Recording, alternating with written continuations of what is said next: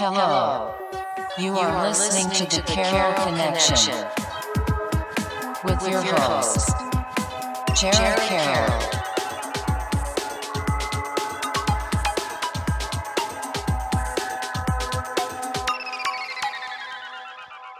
Hey everybody, welcome to the Carroll Connection. I'm your host, Jared Carroll, here to bring you guys another great episode. I did want to take a chance to shout out my last episode 206 with Eddie Vieira Jr. He is the creator of Hunger Breeds Success. And on that episode, it was his second appearance on the podcast. We talked about basically what he's been up to with the brand, what he expects to do with the brand, and also the fact that he's going to be a father soon, and just like kind of talking about that experience and expectations he has and some fears and just advice he's gotten. It was just a really great podcast to get some of his insight into that experience and what he's going through. And I really wish him the best with all that stuff. It's a fantastic dude and a great brand. So check that episode out, thecarrollconnection.simplecast.com. Also, Apple Podcasts, Spotify, and all the major listening platforms. If you'd like to watch your podcast, go to YouTube, search the Carroll Connection, or at Jared M. Carroll, and it should pop up. And if you want to be a guest or return as a guest, hit me up on Instagram at Jared M. Carroll or at the Carroll Connection. We'll set that up, as well as plugging the 5 Pillars to Create a Meaningful Life, only on Amazon. If you buy it, please review it. Submit the review on Amazon. That goes a long way with support, and I would really appreciate that. And I also want to talk about the fact that I haven't posted a podcast in a little bit. I think it was like 3 weeks in a row of just rescheduling. It just happens. So like I kind of just roll the punches. Excuse me, but giving a little explanation of kind of like why I haven't been dropping podcasts. Not because I don't want to, but I had to reschedule. So just kind of putting that out there. So that brings me to episode 207 with Marlon Wesh. Thank you for having me. Welcome to the podcast. I'm really excited to talk to you. We're having a really great like dialogue off podcast, and we're like, we got to get started in doing this, and got to give a huge shout out to Billy G. He was the reason that we kind of were able to link up, and love him. He's been on the podcast twice, and just really excited to talk to you. So I like to start my podcast, just a quick little who you are and what you're doing currently. Yeah, so my name is Marlon Wesh. Currently, I am a professional speaker and I'm a momentum coach too. Pretty much what I do is help recovering people pleasers, codependents, and anyone that's, really experience a block in their life due to personal circumstances. The goal is to help them live the life that they want to live and live it on their own terms. So that's what I'm doing now. Perfect. And we're going to get into coaching and kind of how you got there. And really excited to talk about a lot of the stuff because I could just, my mind's going to like a bunch of different places of different areas that we can get into. But like I was telling you off podcast, how I like to start the podcast in the topic sense is talking about family dynamic. So when we're talking about family dynamic, it's kind of just like your upbringing, where you're from, just a little bit of that, just so people can get a sense of kind of who you are and where you're coming from. And it's whatever you're comfortable with. So if you're not comfortable sharing certain stuff, you don't have to share that stuff, but I'll allow you to kind of take the floor with your family upbringing. Yeah, so what I do now as a speaker and a momentum coach, it's really a culmination of what started as a child and kind of progressed until I was 36 years old. My upbringings were less than ideal. I grew up outside of Philadelphia. Um, my parents are Haitian immigrants. My dad served in the Navy for 14 years, and after he was discharged, they purchased our home where we grew up, and that's where we were. Um, my father struggled with I don't know how to call it, with rage. Um, the situation growing up was very, very harmful physically, mentally. It was a environment that was not meant for someone to thrive, and there's something about all the all the trauma, all the abuse that I experienced as a kid that no matter what happened, there was a light that never got snuffed out in me. And I don't quite know why. When I really reflect on my life, all the different directions it could have gone, um, it truly is a miracle that I'm a functioning member of society. Um, I really, there'll be a lot of motivational speakers out there that say, like, if I did it, you can too. I don't actually believe that. I think we we dismiss the brain as an organ that just exists, like in the sky, and it's not a real thing. Like if you were amputated, had your legs were amputated, no one would expect you to run a marathon, right? Unless you had some adaptive equipment to do that. Whether it's prosthetics or maybe now you're using a wheelchair, but no one expects you to use your original legs and feet to run it. And I think often we treat the brain like that. I think there are some injuries that people can't bounce back from. No, I Um, think that's really true. And just to kind of build off that a yeah, little bit, is I'm really glad that you brought that up because as someone who's kind of been in this space talking about mental health and the whole motivational aspect of things and motivating people with saying that the whole if I could do it you can, mhm, like I totally agree with you. It's not true, and I think it's a lie that a lot of these people on social media and influencers and yeah. motivational speakers say about to get people motivated. And I get like the motivation. It's a kind of even joking with the whole stuff of me just saying like just do it before we hmm record it is like you just start, you just do it. But it's like there's so much. There's so much going. Mhm. Genetics plays a part. Social status plays a part. Economics plays a part. And I don't think we have a conversation enough about how lucky most people are. I am a hard worker. I when I started my business in 2019, like I was working 14-hour days, like easy, easy. I'm a hard worker. But even as much as I worked, I cannot deny certain lucky breaks. Now, I don't think you can get that luck if you're not working towards something. Like I think you need to work towards something and then the luck shows up. What's the phrase? The It's like luck preparation meets some. equals It's something like that. It sounds yeah, like when preparation meets. It's something like opportunity yeah, or something something like like that, that. right? Yeah, yeah. So I definitely believe that's a thing. But luck, like there's a book by Adam Grant. Um, and it's called Outliers. Is it Adam Grant? No, I think that might be Malcolm I Gladwell. think so. I It's think Malcolm yeah. I Gladwell, think I think it is. Yeah, and yeah. he goes into like he talks about like hockey players and how it matters like when's your birthday, right? And like when you start, what season you start Yeah, I read this. So playing, yeah, but this is. and I it's remember that insane. Like he exactly. has all these stats to say, like if you, I don't remember what the study was. Like if you were born in June, this is what it means. If you were born in November, this is what it means, and that's luck. You can't pick your parents. You can't pick where you grew up. You can't like so. Um, um, I always say this because I feel like the I was gonna say mental health industry. No, the motivational industry is very gaslighty with advice and very dismissive of just reality. I do believe if you have a mind to do it, you can overcome anything. But not everyone has the mind for it. Like legitimately, not everyone has. And so I always try to um, disclose that I've been incredibly lucky. Like I'm not denying my efforts to be where I am today, but there's so many other directions that my life could have turned, and I've been disastrous. So many.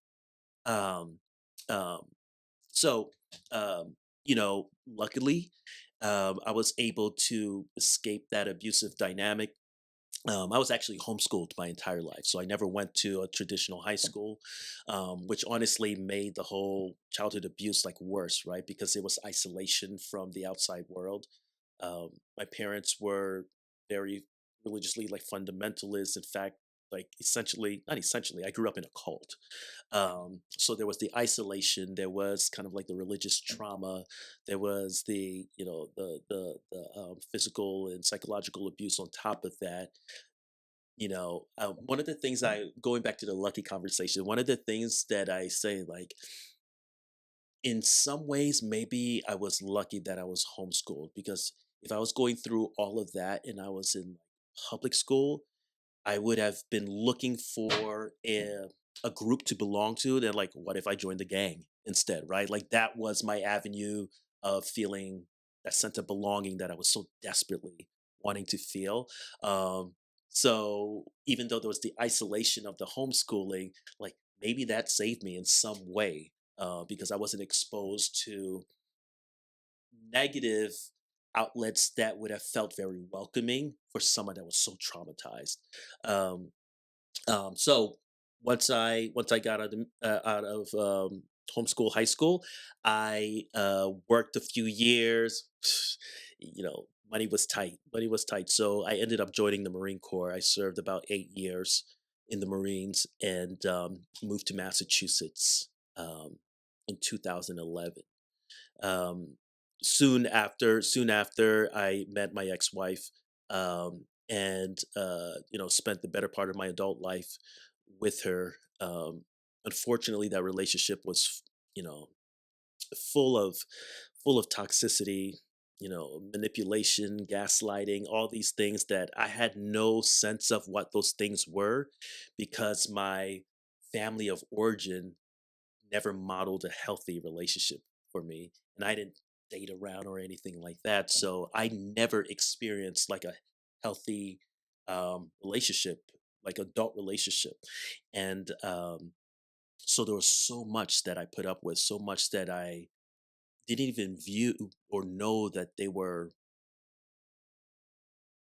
red flags. And mind you, I've been in therapy on and off since I was 19 years old. So it wasn't like I wasn't in the realm of mental health and doing the self-reflection, and I was. Um but I made so many excuses because I always felt there was something wrong with me, right? Like, and the whole world was okay, but there was something wrong with me, and I was trying to live my life in a way that I could finally be okay enough to exist in the world. I was the weirdo, the homeschool weirdo that grew up in like a religious cult. No one else lives like that. I didn't have friends growing up. Like, that's not normal. Everybody has friends in the neighborhood and at school and stuff like that. I didn't have any of that. We weren't allowed to watch TV growing up, so there was so much like pop culture things that I did not know about. I remember when I left my parents' house, like being in the library in the AV section and just watching tons of movies, tons of shows, just so I had information that I didn't feel weird socializing when somebody said like, "Oh, do you remember that show?" Blah, blah, blah. Like, yes, I do remember that show, but I watched it when I was like 19. You know, um, um, so what I realized, like, for most of my adult life, I was a compilation of facts,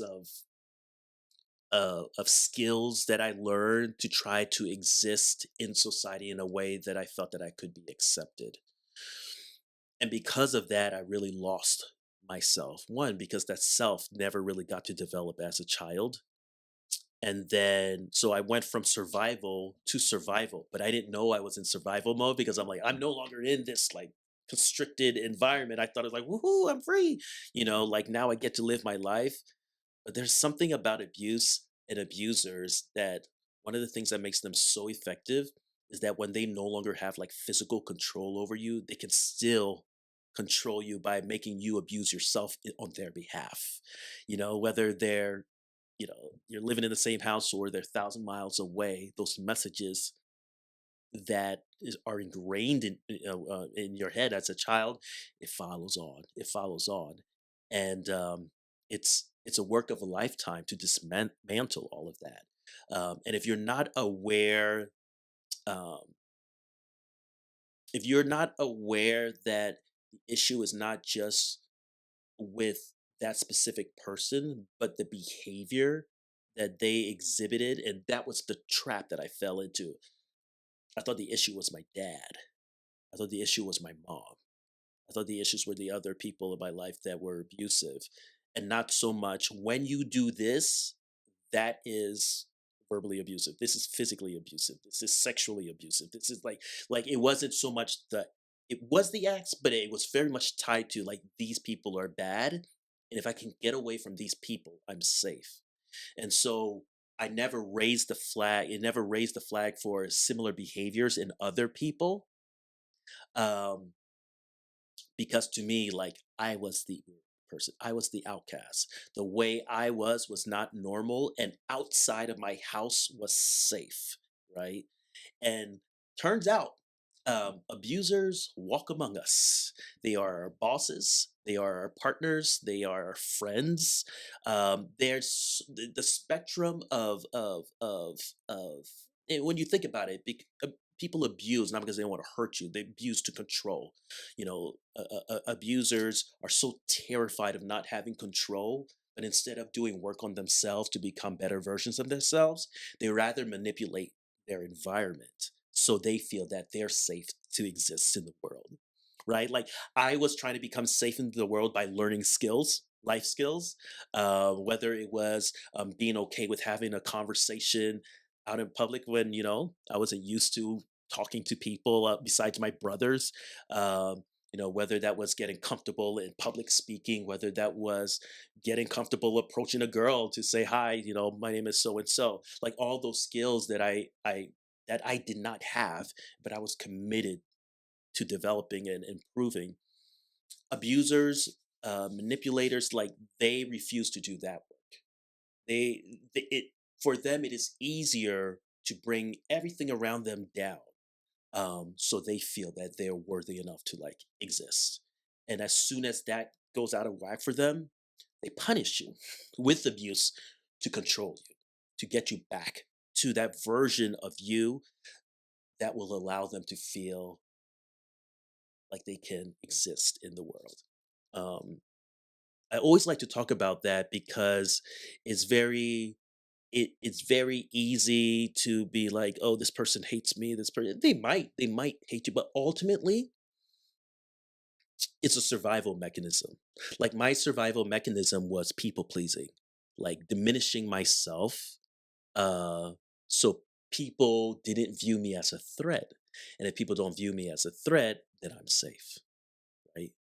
The flip side of that same coin, the other side of that same coin is the manipulator. Like, I will subjugate you so I feel safe.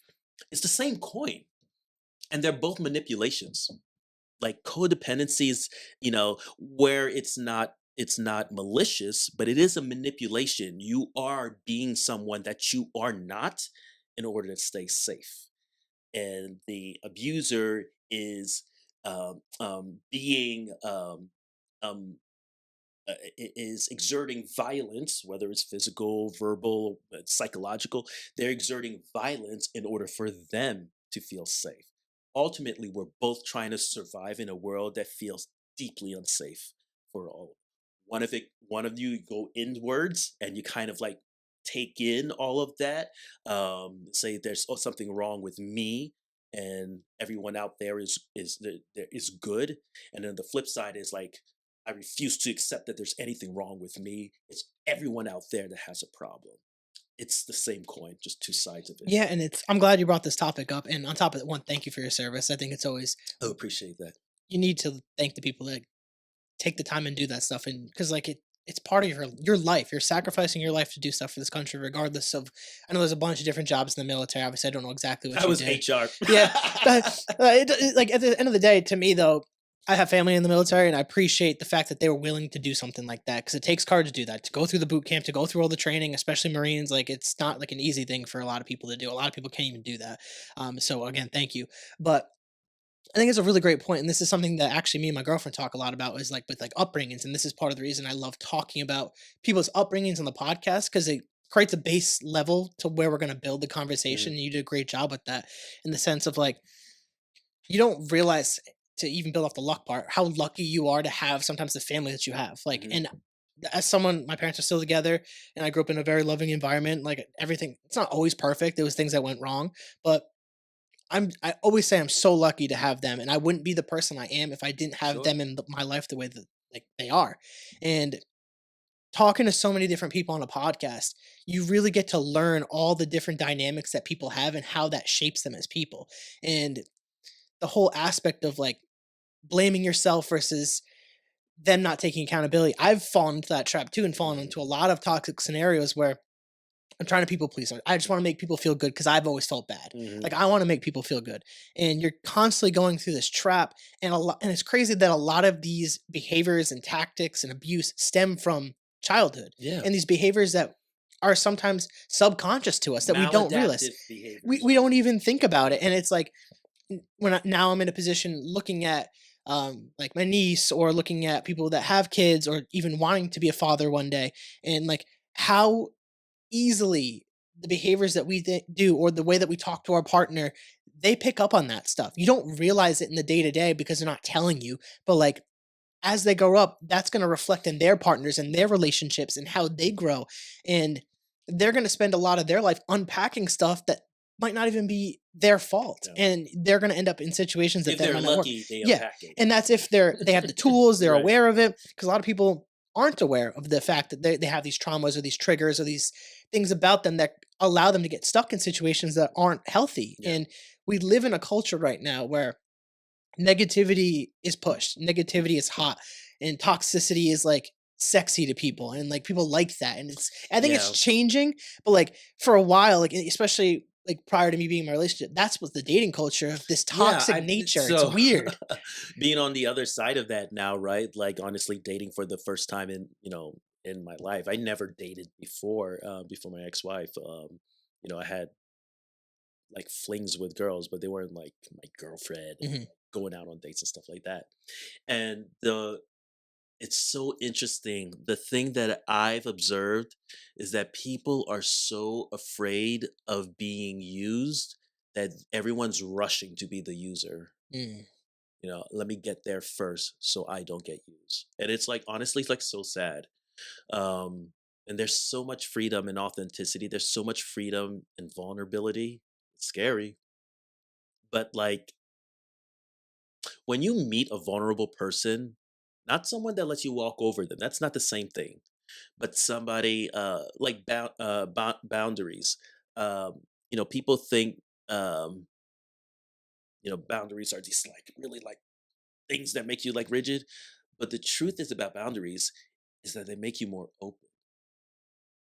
They make you more open because you trust yourself to know what works for you and what doesn't.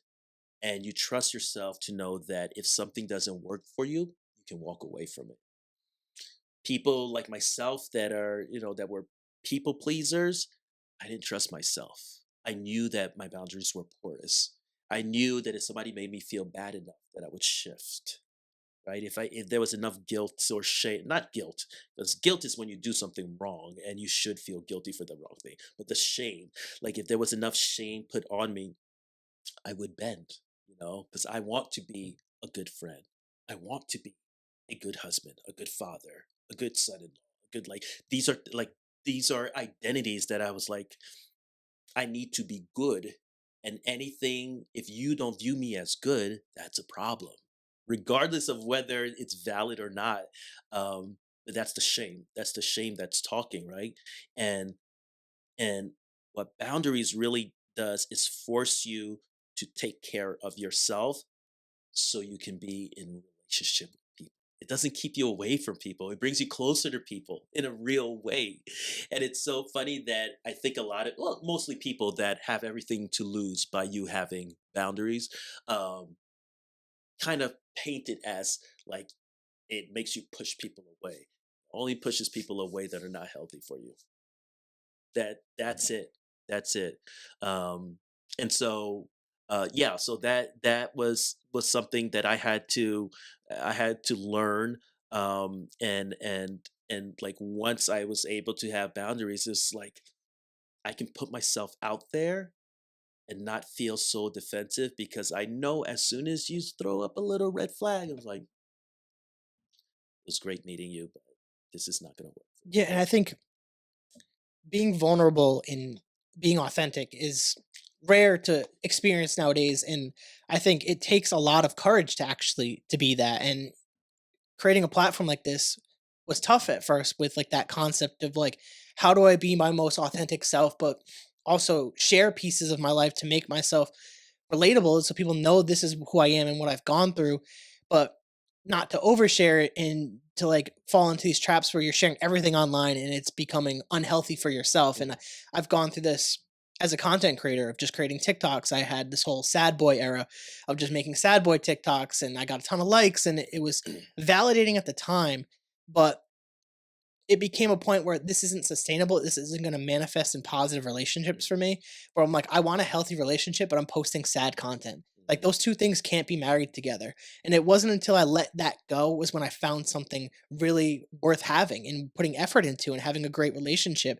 And it took me being vulnerable with myself on top of like talking on a podcast weekly and being honest is like, I just don't want to do this anymore. I want to be me and shifting my mindset to being my authentic self, but also allowing that vulnerable piece to still exist. Mhm. Like goes into having the boundary. Like you got to know what's too much for you. And it takes time. It's Yeah. not easy to figure out what your boundaries are with people. And a lot of the times we're not taught that as children either. And it's No. not our It, parents' fault sometimes either because they weren't taught that. And it's more of like a modern concept to like kind eh, of learn this. I I'm think not a fan of the phrase "it's not our parents' fault." fair enough, Only, fair only. enough. So one of yes, we are all humans, right? And I'm not perfect. You're not perfect. Our parents weren't. We work with the information that we have at the time. That said, it's very interesting to me to observe how people can behave appropriately, like in public, but they can mess up in private. To me, that indicates you know what you're doing. You know, like if you're not gonna make a scene in the middle of Walmart, because you know people are gonna look at you like you're crazy. Like, why are you yelling at this kid in the middle of Walmart? But you're gonna do it because you know, regardless of whether you had the tools or the therapist, you know there's something not right with this behavior. Hmm. Like they know.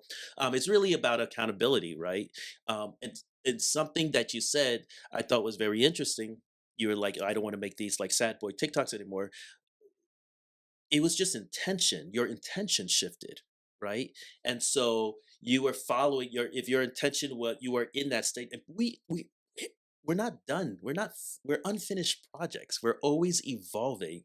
And again, this is with that people pleasing perfectionist. Like you feel that whatever offering you have has to be not only perfect but unchangeable. And that's the only way it's perfect if it's unchangeable. We all develop and go through different phases. I can very much relate to kind of like the tug of war between like what's sharing enough to be relatable and then what's like oversharing.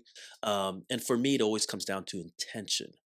Um, my intention is that I'm going to use the privileges that I have to help people that aren't as strong as me to maybe get there.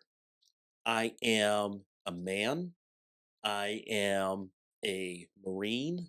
I am not only a man, I'm a black man that typically, black men are viewed as a little bit more like masculine and da da da da. Da.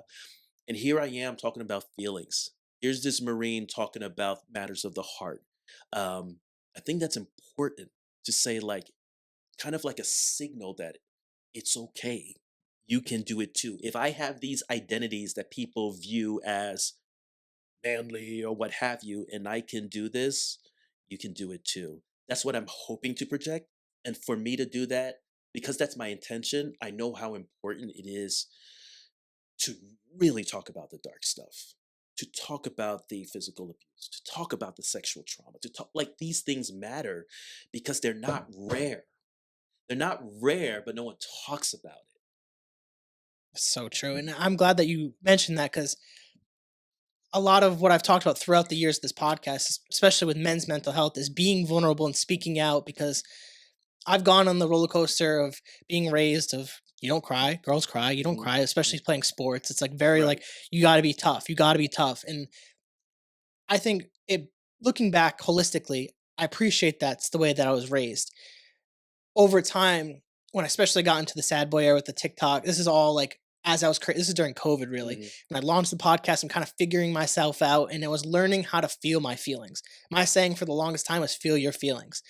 I've since kind of dropped that because I've kind of evolved past it in the sense of like you have to feel them and then action has to follow. Like it's important to process your feelings, especially as a man. Like a lot of us don't know how to do that. We're not taught that. It's very society tells us to suppress it. It still mhm. tells us to suppress it. Sure. But feeling is there's so much power in feeling what you're going through, because once you allow yourself to feel it, you could try to better understand why you feel these things, and then try to take some action on these things, getting into attention and trying to actually make a difference Hmm. in your life and change and grow. And a lot of us don't know that and have the tools. And I always kind of try to look at myself as like an outlet to speak on that. Yeah. It's like, yeah, I'm a guy, but like I feel, I love, I Yeah. care, I cry, like Yeah. all these things are part of me too. And I think it's like I said this earlier, but like balance. I think balance is so key of like understanding the concept of a masculine frame, but also being in touch with your emotions. And I'm not saying emotions are a feminine feature. I'm saying like just breaking down like the yin and yang, like the masculine, feminine, like having the balance between your emotions and your feelings, but stoicism too. It's important in certain aspects. And I could imagine even being a Marine that's kind of probably drilled into some of the training of like being stoic and having those features, but also It learning. has its limitations, though. Yeah, yeah. That's um I don't think people realize how helpful how helpful it is to feel feelings. It's not, people look at it as an indulgence. It's like, all right, we're gonna let you be weak for now, but then now you got to get up on the horse. When you cry, you feel better. Mm. You feel better. It has a function. It has a psychological and a physiological function. Crying makes you feel better. If if lifting weights, it releases all these endorphins into your body. It makes you feel better, right? It's a tool. It's a tool. And so, where was I going with this? So, like the idea that, or the framing that it's almost kind of like an indulgence is like, okay, you're a man, we're a little more evolved now, so it's okay, you can cry, but now there needs to be action. Sometimes tears for the sake of tears, like that, like there doesn't always need to be a rush to action. Like I had a friend that used to say this to me all the time, and I didn't understand what she was saying, and it was so aggravating because I am a man of action. I'm looking for a solution. I truly believe there's a solution to every single problem that I have. I just don't know the answer yet. And what she used to say to me is like, Marlon, just be. Like, what the fuck are you talking about, Madeline? She's like, just be. And I'm like, what do you mean, just be? And she never said more than that. But I understand now that she was trying to tell me, like, you don't need an answer. You don't need a solution. Like, you are a human, having a human experience. Having that experience makes you of worth and value. Like, there's nothing that needs to be done. There's nothing that needs to be done. Your your body, your intuition, like when you honor those things, you don't people think you stay stuck. You don't, though. You don't. I, one of the things that I'm most proud about is uh my relationship with my oldest son. He's 6 years old. That boy can talk about his feelings. He can articulate what he's feeling, what's working for him, what's not. I took him to the barber shop last month, and his hair was just like so overgrown. I was so busy, I hadn't taken him to the barber shop in a while. And so, they cut his hair like fairly short. Well, I mean, the same thing that he always gets, but he had dandruff, so he thought he was bald, and he immediately started crying because he didn't want the kids to make fun of him at school for being bald. And the barbers were saying like, no, no, no, it's okay. Your hair will grow back. Like, it's gonna be okay. It's gonna be fine. Your hair's gonna go back. It's not gonna be permanent. Blah, blah, blah, blah. And I had to like jump in and be like, Teddy, like, I this is so disappointing. You didn't realize that your hair was gonna be this short. Like, it is totally okay for you to like not be happy right now. We can figure out a plan for next time. Maybe we're gonna go up on the number on the guide. But right now there's nothing we can do about it. And I know that's upsetting. That's totally fine. Let me tell you, that boy, like weeks later, was given was I was trying to ask him about why he was feeling something. And he said, "Do you remember when we went to the barber shop?" And I was like, "Yes." And he said, the barbers were trying to make me feel happy when I wasn't ready to be happy yet." That was the example he used. That was the example he used, and that he was happy that I told him it was okay for him to feel that way. Now he has a fucking tool set that he knows that if he's having a bad day, it doesn't mean he's a bad person. He doesn't have to rush himself through that feeling. He can take his time through it, That's a and he's fantastic okay. example. That's a fantastic example of excellent parenting too, to like teach that too. That goes into stuff we were even talking about like earlier, of like creating that tool set. And even that's a great pushback too, on top of like it's not our parents' fault. Where like teaching that moment, such a simple moment, Mhm. someone might overlook that completely, and that's amazing by your son to even have the ability to comprehend that and then use that as an example to explain what he's feeling. That's insane. Like I wish that I had that But like it all going. goes back to, like, again, like, I hate to always have to go, like, to sound like a broken clock. The only thing that keeps, or that kept older, this is my, I'm not a psychiatrist, psychologist, therapist. My opinion is only thing that keeps and kept older generations from parenting in that thoughtful way is literally just shame.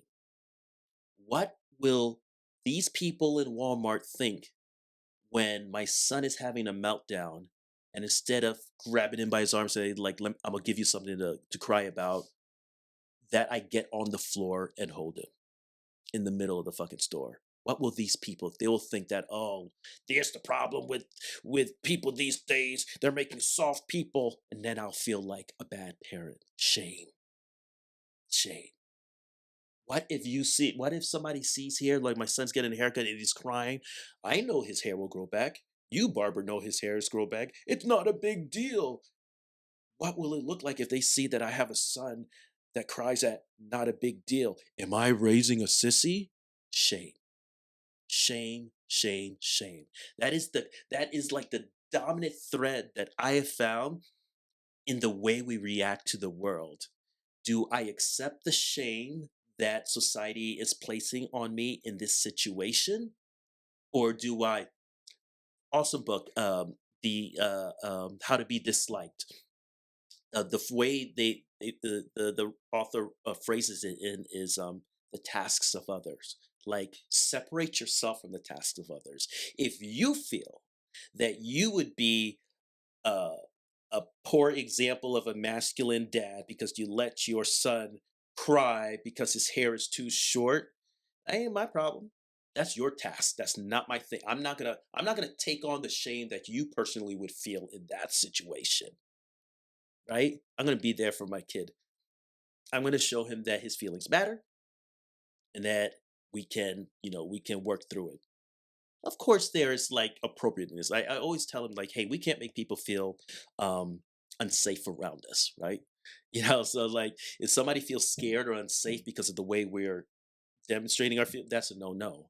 Because now you're making other people not uncomfortable, but, like, scared. That's different, Mm. right? But just you having feelings, like, nah, take your time. Take your time. I love that. I love that creating that space too, and even just like referencing that book, it reminds me a lot. And you've probably heard this one, so the whole Mel Robbins "let them" theory. Hmm. Like I love, like I've been trying to work on that more and more, and we can get in I mean, that that's for essentially what she's talking about, right? yeah, Like, yeah, shame, like, let them yeah. make feel, yeah. And it just a lot of it is just like you can't. It's so common on social media. You can't control the people. You can't control what they're gonna think, what they're gonna do. Let them be who they're gonna be and what they're gonna do. Focus on what you're doing. Yeah. Like, and I think a lot of us could It's not really, easy, but yeah, no, no. This is, people are gonna piss you off or things are gonna make you upset, and it's very hard to control that. Like we're human. We're gonna Mhm. have emotions and Yeah. feelings and stuff like that. But I think it relates to that really well. But I do want to build on this and talk a little bit about kind of like that post high school experience. You talked about going to the military. Kind of walk me through that decision, and then a little bit about your experience with the Marines. Yeah, so I joined the Marines when I was 21. So it was definite. So I was kind of trying to make ends meet from 18 till then. I had several jobs. I was like working 2, 3 jobs at a time, and I was working at Coles and Starbucks and at this restaurant. Eventually, I started working as a nurse's assistant.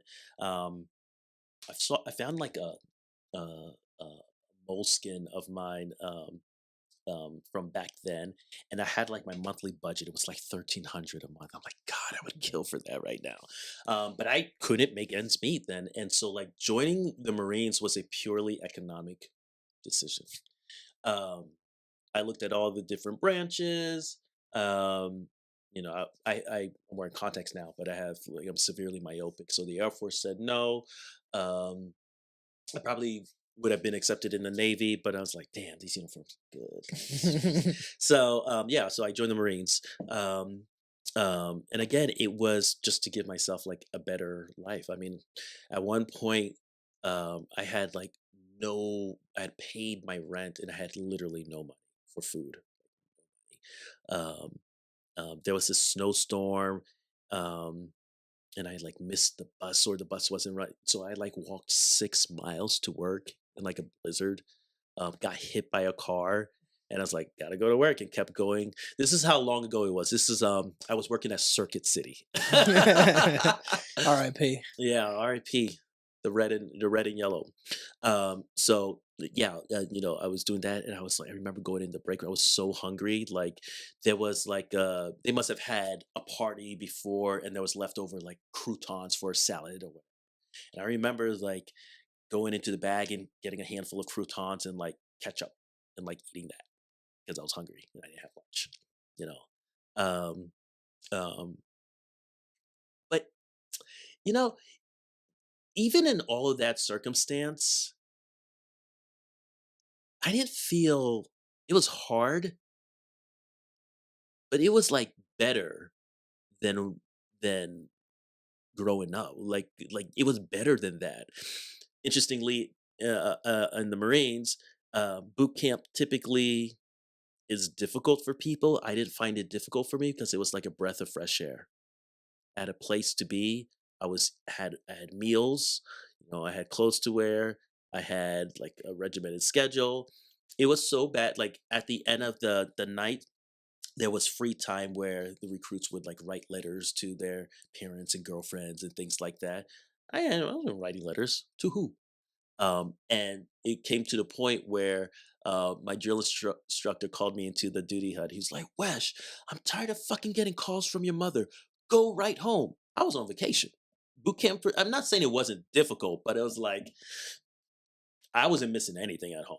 Um, um, and and again, it was just kind of like a stepping stone.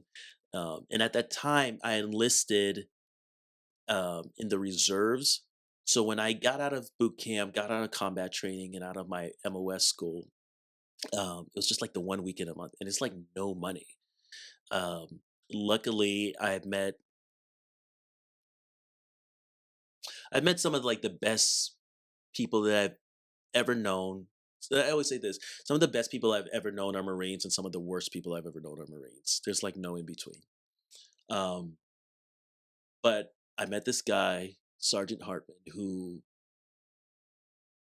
I don't know what compelled him to like take me under his wing and like look out for me.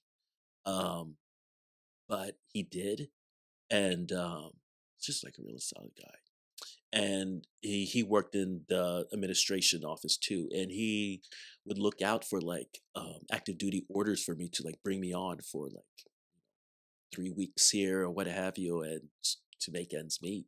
I crashed on his couch many times, so I didn't have to go back and forth from home. Um, Him and his wife fed me like he's a really good guy, really good guy. And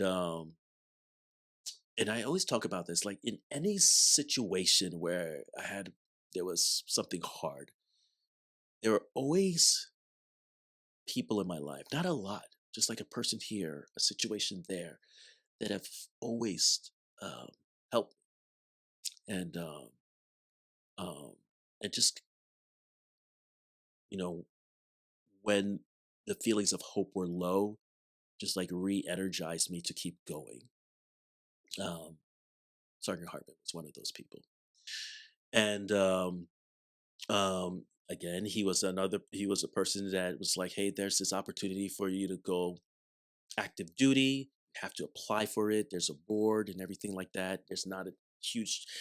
Not. It's not guaranteed that you can do it. At that time, I had deployment orders to potentially go to Okinawa for 6 months, and I couldn't do both. I had to either apply to go active duty or stay on the mobilization roster to go for 6 months. And I flipped the coin.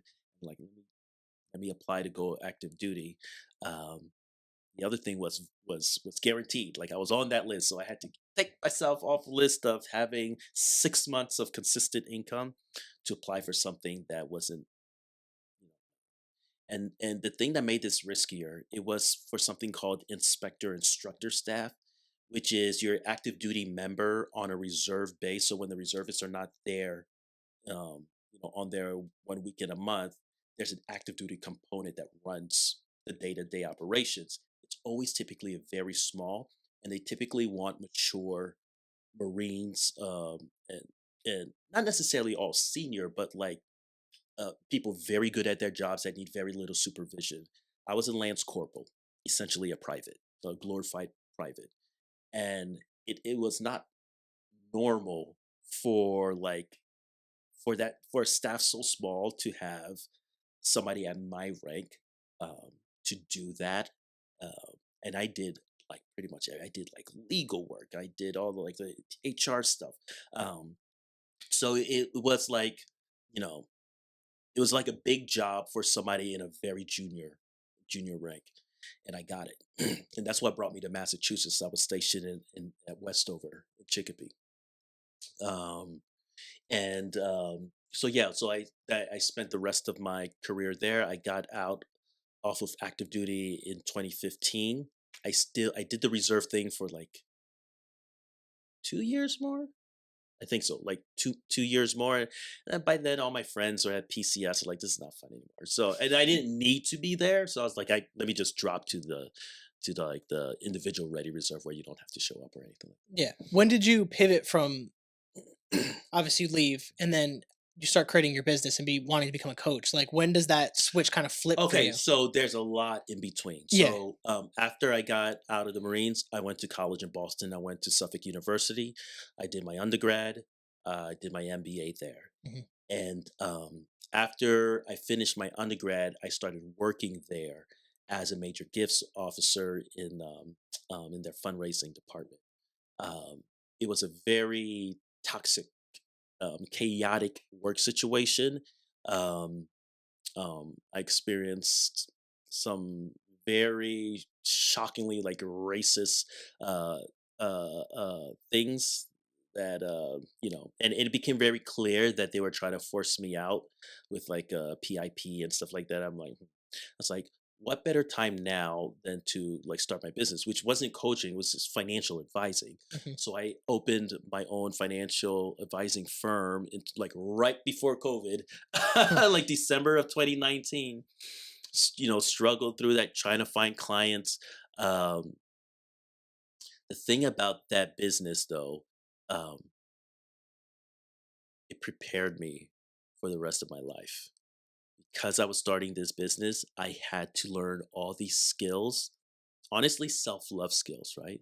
Doing sales calls now. I have to have the umph to pick up the phone and call and have a presentation.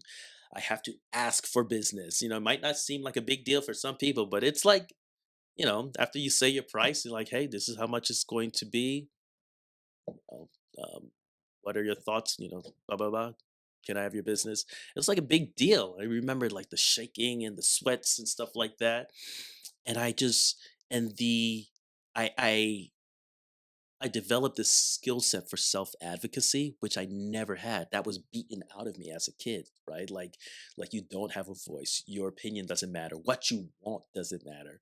So these were things that I learned between 2020 and 2023. Like like basic adult life skills, right? But the business, what it did, it forced me, it just like compacted all that learning. right? Because I had to survive. Like I was trying to survive. I had a family.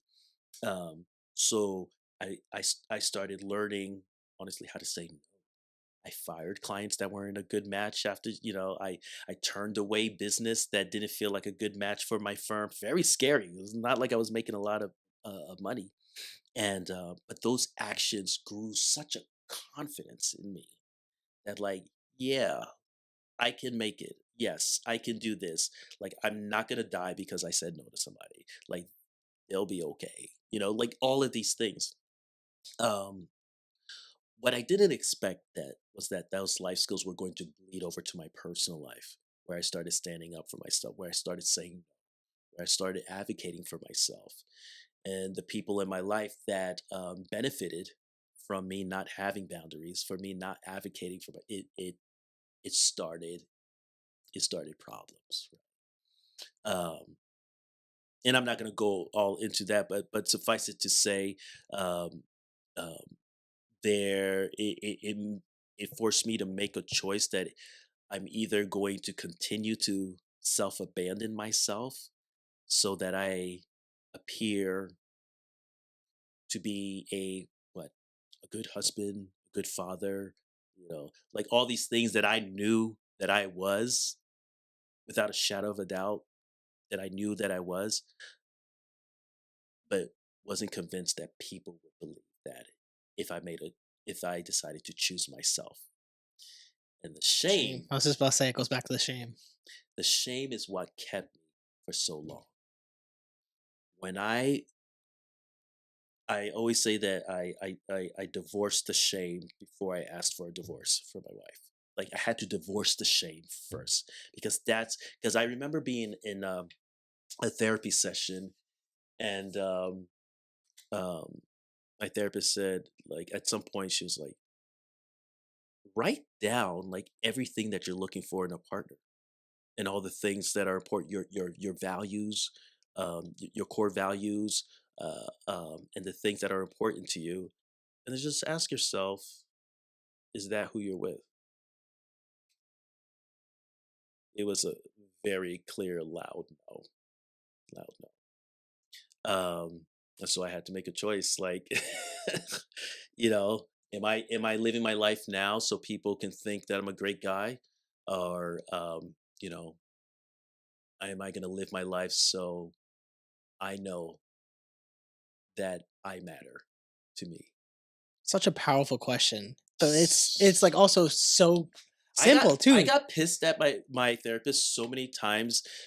Um, the other thing that she said, it pissed me off so much. I remember saying, I was like, Leslie, I just cannot imagine myself being with anyone else. She said, for now. I said, say again. She's like, for now. You feel like that for now. I was so mad. I was so mad because like in my mind, that's the thing. When you're trauma bonded with someone, you have blinders on. You cannot see possibility. You really can't. And I am like such an optimistic, hopeful person, big picture person, creative person. It is bizarre to me how in just this situation, how narrow my focus was, where I couldn't see one, what was happening to me, and then two, that I actually had an option out.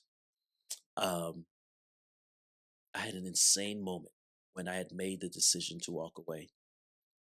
I was in the powder room on the first floor of my house. I'd used the bathroom and I was washing my hands. And then I like just randomly glanced up at the mirror and I recognized my face for the first time in like 7 years. And it was weird. It's not like, I mean, I shave, I look at myself in the mirror.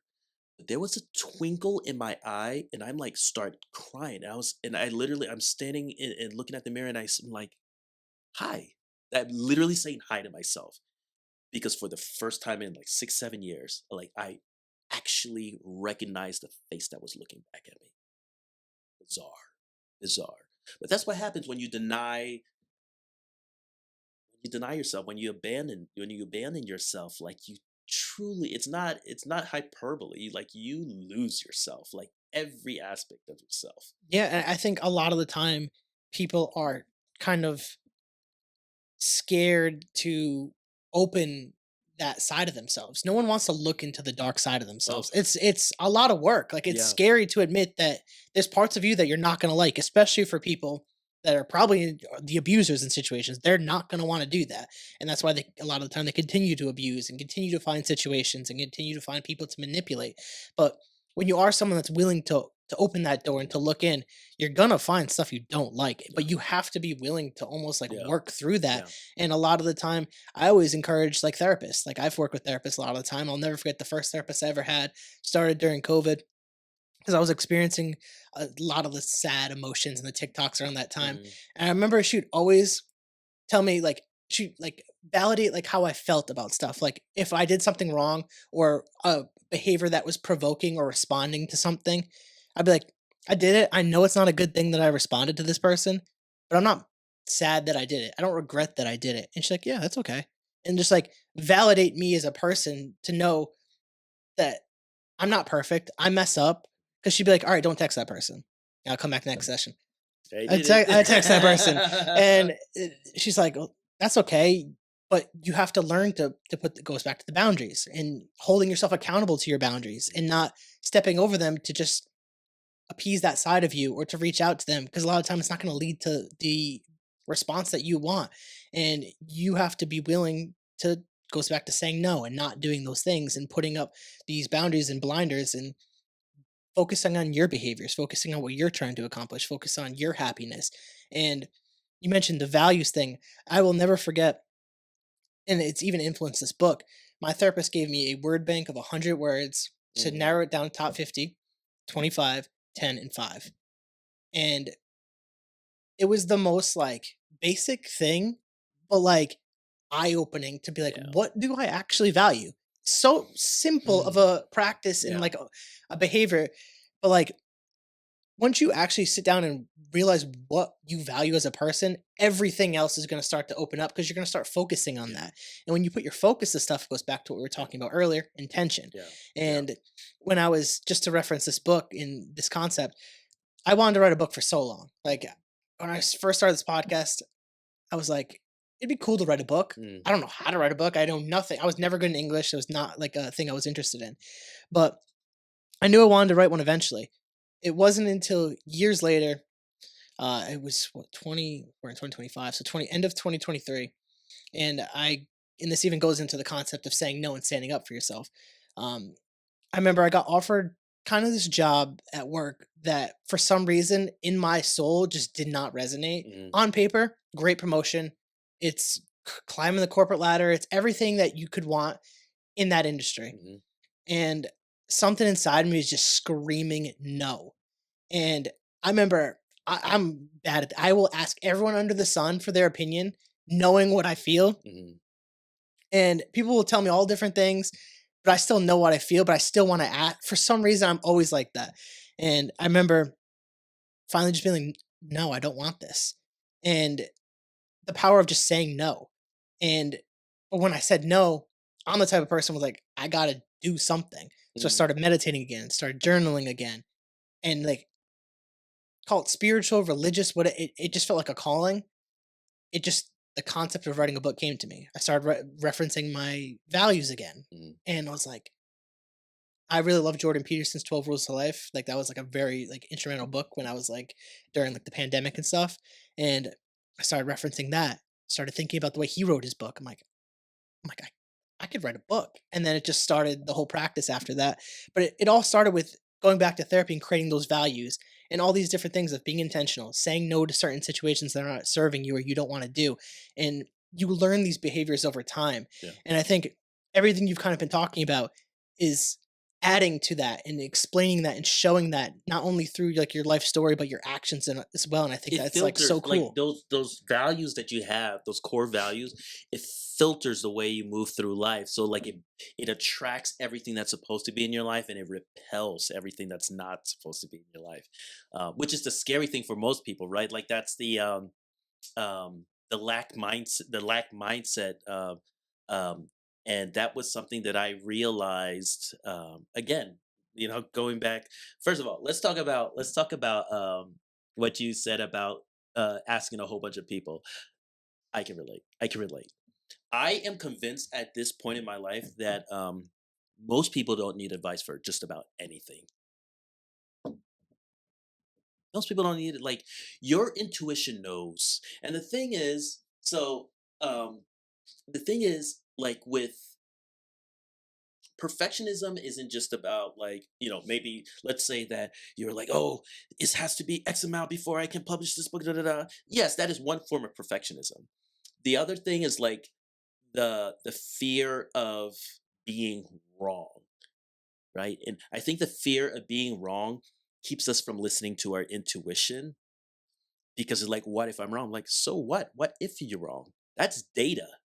It's literally just a data point, right? Okay, I tried this, you know, it didn't turn out the way I wanted. Let us pivot. And the only reason why we care, shame.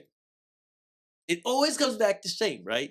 Um, that's why we ask everybody else for their opinion because God forbid we are wrong or our life doesn't turn out the way we thought it was going to turn out, and everybody can see, everyone that's following us on social media, whatever, they can see that I took this risk and I fell flat on my face. Shame. That's all it is. That's all it is. So I can totally relate to that. Um, but yeah, I feel like the perfectionism. Once you're able to really let go of that, everything just like so opens up. And the other thing that opens up is like the idea of like when you're following your values, when you keep your boundaries intact, the repelling part is so fucking scary, right? Because what's happening? You are losing relationships. You are losing opportunities. And I'm doing air quotes for these because were they really relationships? If it required your self-abandonment to maintain, are they real opportunities if it requires you to betray your core values to receive? Were they? Not really. Not really. Anybody that's meant to be in your life will welcome your growth and your development.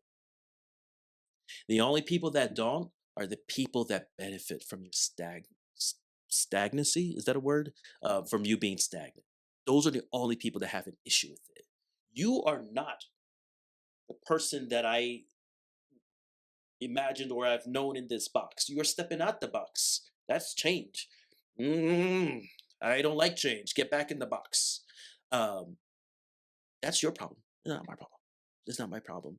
Um, I actually really relate to that with the even like the I remember moving back home after being away and people wanting to do the same things and expecting the same behaviors when I came back. And like I came back, created the podcast, launched the mhm, podcast, and like obviously COVID happened, but I was just like, I'm a different person. I view things differently. I had different experiences and learning to just say no to things. Like this is what I do now. This yeah, is who I am. And they wanting to put me back into that box. Like this is who we see you as. I'm like, right. that's not me anymore. Quit putting airs on, man. Blah, blah, blah. And then I over time, you show people who you are. You get to decide who you are. Yeah. Like whether people interpret it differently, that's their life. It goes back to It's their task. let them be Yeah. who they're going to be.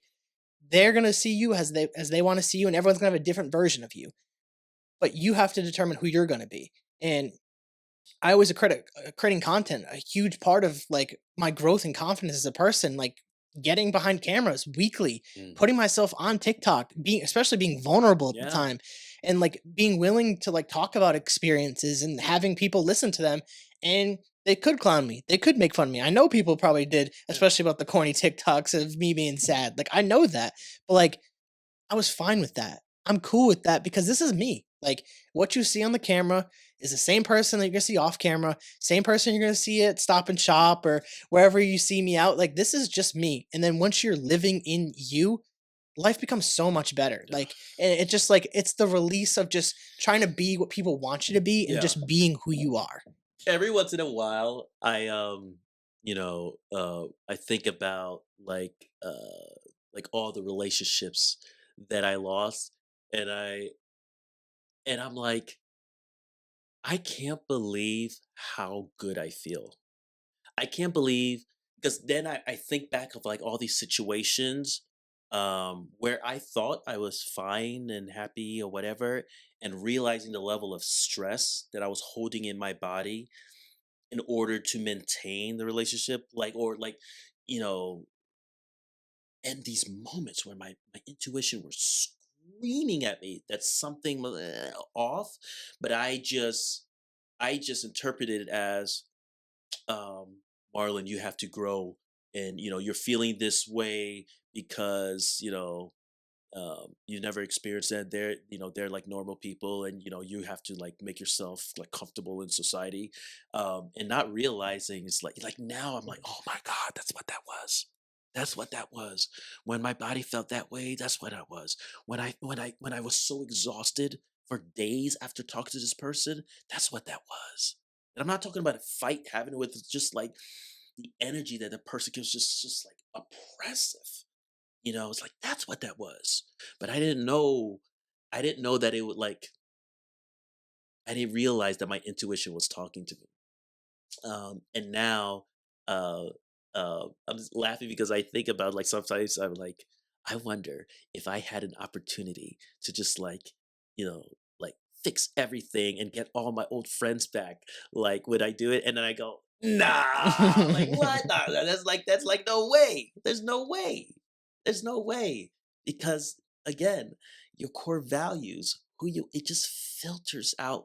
And like, you don't have to put on a mask to survive anymore. It's so like I can sleep now. I can like sleep and wake up and like be good because I didn't spend so much energy throughout my day worrying about everybody else, you know? It becomes so much easier It's once you so let that go. it's legit. I know it doesn't feel that way for so many people, but it's legitimately easy. Like, easier once you get over the hump of like, what the fuck is happening to me? Once you get over that hump, then you're like, oh, this is so much easier. It is so much easier to be authentic, because when you're inauthentic, you're essentially lying, right? And a lie requires maintenance. A lie requires maintenance. And that's where the exhaustion comes from. Not anybody, like, you know, I can go out and be like, act all like extrovert or whatever for a night, but if there's somebody that's like, their personality is like, I like to go out every night and da. I'm like, I cannot maintain that, right? It's gonna come out that Marlon is a loves to go out to dinner, maybe have two glasses of wine. Every once in a while, might want to turn up, but that's like every 9 months, once every 9 months. But if somebody else, and like, say I'm interested in this person and that's their lifestyle, I can only fake that for so long. I'll be exhausted. That's just not who I am. A lie requires maintenance, and that is a hard thing to maintain. Yeah, I mean, once you figure out who you are, life becomes 10 times easier, like we're saying here. And I think a lot of the time with the social media stuff, I get like reminded when I do podcasts with people who are not familiar with doing content and stuff like that. They come on and a little bit more shy, Hmm. reserved. They might not share everything. Then halfway through, everything opens up Yeah. and they're sharing stuff. Obviously, not with you. It's just been like we hit the ground running. Well, we had a But good conversation before. yeah, and you also understand the content and how to do podcasts, and you've done this stuff, so like you understand it. For someone who might be new or trying to do something, I understand that like fear almost. It's like I forget it at times because this is so normal to me. Yeah. Like I've been doing this for 5 years, like getting behind a camera. Like I forget that sometimes it even exists. Obviously, I have to post it and stuff, but like Right. I'm just so in like this like flow state where like it feels like I'm living in passion when I do the podcast. Every time I always joke about this, and where I'm like, "Ugh, I don't know if I want to do podcasts anymore. I'm tired of it. Mhm. I don't want to edit anymore." Mhm. And you have that throughout your Absolutely. I experience know with the exactly what passion, you're talking about. but and then you do it, And then you do it. and then you're like, I know why I do And then you're like, this. this is what I was meant to do. Yeah, Yeah. it just feels right, and it's like it's so hard to explain to people when they're living the lie, they're Yeah. living the maintenance. You see so many people that get into content and they can't sustain it. not only because like the pressure of doing something like this, but like keeping up with that like persona that you're putting out there. But when you're just being you, doing what you want to do, living in your truth, it's just so easy and it just comes so natural. We're getting towards like the end. Of course we are. I've really enjoyed it. I've been letting it go longer because I've really enjoyed it. But I want you to have the chance to really talk about your business before I get to like my wrap up stuff. So Yeah, sure. You know, the first part of my business, I'm a professional speaker, so I do keynotes and I do workshops all around living your life in a manner that works for you. I have 5 epiphanies that I talk about, um, that came to me when I was doing this self work and coming back to myself. And that's what I share with people. I share it in, on keynote version, I share it in workshops, and then also one on one in like group coaching. And essentially is like over a span of a few weeks, we identify exactly what it is that is required for you to live the life that you want to live. We identify what is blocking you from that, perceived or actual, right? Um, we dismantle the lies that we've told ourselves about how we're stuck. Um, we assign meaning to situations, um, that empower us versus inhibit us. And then we get to the nitty gritty and saying, like, what exactly do I need? What's that next step? What is that? One of the things I always say to my son when he's like disappointed he can't get, like, what's the next best thing? Just staying open and just like staying in that spirit of like, what's the next thing that I need to do? I don't, not the whole big plan. What's that microscopic step that will turn into an avalanche and just ignite the momentum. So that is our goal, is to ignite momentum in people. Um, and it's a lot when you really think about these 5 epiphanies, like it really helps you to ignite momentum because it's a little simpler. It's truly just accepting who you are and finding a way to separate yourself from the task of others. And we have a systematic way that we go through it. It's reflective. It's almost like journaling a little bit, and then there's like a blueprint that we create for ourselves to be like, okay, first this, then that, then this. And it's an ongoing process that you can continue. Like, again, we are evolving creatures. What your intention is, what your goals are for right now will shift after you have achieved that. Maybe your values have shifted after actually being in the world and experience something like, oh, this is not as important to me as I thought it was. So it's a process that you can do over and over again, but it is built in authenticity. It's the foundation is in self-love and self-expression. Um, and ultimately, those things make us better people, not just for ourselves, but for the world at large. I love that, and especially love the working on trying to get people to stop telling like the story The about themselves. story, Yeah, yeah. it's just I know so many people that get caught up in the story and they tell themselves this story about themselves and why they're like this way, and you have to the You breaking have to out of that. challenge it. It's like, It, who told you that? yeah, it's like that's not the story. You get to decide the story. The story's still going. It's Hmm. not finished, Yeah, and it's so hard. I can resonate with people when they get stuck in life, and for it's like sure. hard to break out of that. And like you said, it's just like small steps, increments. Like I don't get to here with the roadcaster and having a book and all these different camera angles without taking the first step to Yeah, just start researching. yeah. And even writing the book, I remember thinking about writing the book. I'm like, this is so daunting. Like there's so much here to do. Like I don't know if I'm ever going to do this. But like creating these small plans and doing these small things day by day. One of the things that was very crucial with this was 30 minutes a day. I'm going to research or I'm going to write. Like I have to do 30 minutes no matter what. If I only do Hmm. 30 minutes, cool. But if I do more than 30 minutes, great. Yeah. But like have to do that, have tos. And having this schedule and this routine helped me create the book. And I even look into like fitness. Like I'm very big on like waves with fitness. Like I'm not trying to be like ripped six pack and jacked and all this. Like I don't care for that. It's I not my only want lifestyle. that from June to September. Summer into that early fall. But and I'm kind of on that path right now. But I'm going to Portugal in June. So I'm looking There you at go. yeah. But having those plans and like laying that out, I started back in June of 2020, no, not June, November of 2023, getting back into my fitness and meal prepping and waking up at 5 in the morning on my in office days and like being intentional with it. Like, and it wasn't like during the week, like I'm meal prepping and doing what I need to.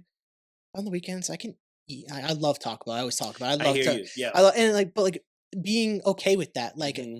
being good on the weekdays and being a little bit more flex on the weekends works for me. And over time, it slowly comes off. And like, obviously, if I'm strict on the weekends, I would burn stuff like that. Right. Like, I know that. I like to live life though. Yeah, it's like I like chocolate cake. I like Taco Bell. Kill me, sue There's me. an Like I don't awesome care. taco truck that's walking distance from my loft, and Damien and I are like, It's you got to live your life at some point too. So I live a little bit in that, but I'm very big on not breaking out of that story and doing these things, but also adding to that is like creating those steps to yeah, accomplish the goals yeah. that you want to. And I think what you're doing is fantastic.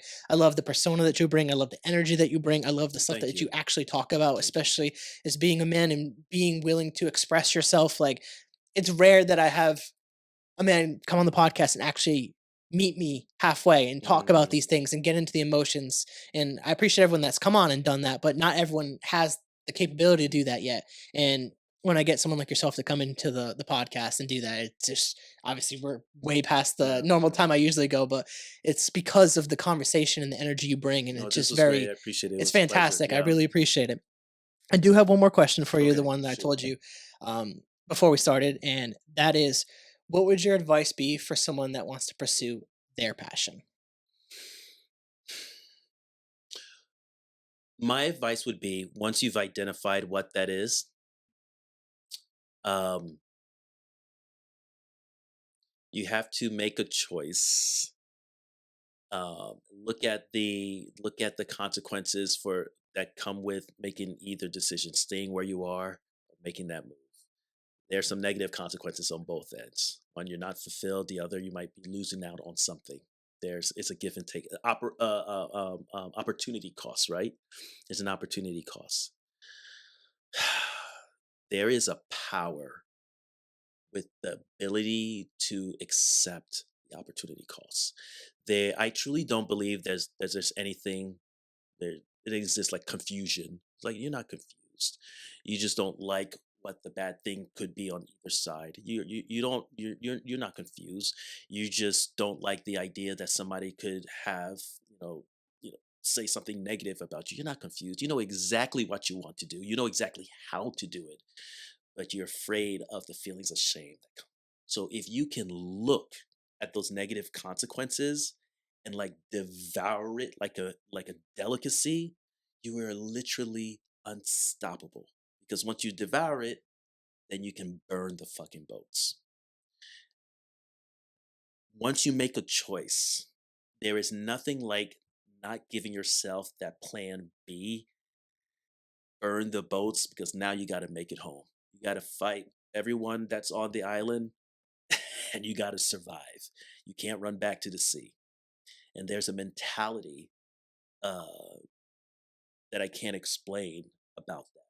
So my advice would be identifying what it is that you want to do, looking at what the negative consequences are, and just accepting it that it's gonna suck. Oh God, it's gonna suck. It's gonna suck in this very specific way. I'm not gonna try to make it not suck because it will. This bad thing will happen. Not may happen. This bad thing will happen. But I'm gonna burn the boats and I'm gonna walk through the fire. Like that. That's how you ignite momentum. That's how you're unstoppable. 100%. Momentum's a real thing. And I mean, I felt it with this book. Once the ball is rolling, it was like addicting. Like you It's can't, that first step, yeah. right? Once you take it, the vision is just there. Like I it's crazy. Like I haven't done, I do vision boards on and off. Like if Yeah, I I do don't too. feel if it's like, I don't do it every year because like I feel like sometimes my goals are still the same Mhm. goals. Like because like if you're having good goals, like it's gonna take time to achieve those goals. Um, but I remember wanting to write a book and I was like, I'm gonna do it. And like I could visualize to this day of it being on Amazon. I didn't know exactly what the cover looked like. And I had someone that was on the podcast actually create that. And I just knew I could see my book on Amazon, and I'll never forget when it actually got published by Amazon and was out there. I remember showing my girlfriend. I screenshotted it immediately, and I just started crying. Yeah. Like it was just like I did it. Like I did it. I wrote a book, and I You still can't even explain it. materialize that. That's we could go on about like vision boards because I can tell you that I like manifested one of the things on my vision board last year within 30 days. And I didn't I had forgotten about it. That wasn't my vision board. And then I saw a picture of like the situation I was in. And then I looked at the vision board and the picture looked identical. A lot of time once you let it go and Yeah. just focus on Yeah. doing what you got to do, Yeah. it just manifests. It Yeah. just happens. I mean, we could save that Yeah, for a I know. part two. We could save that. I would love to do a part two. We'll have to save it for a part two.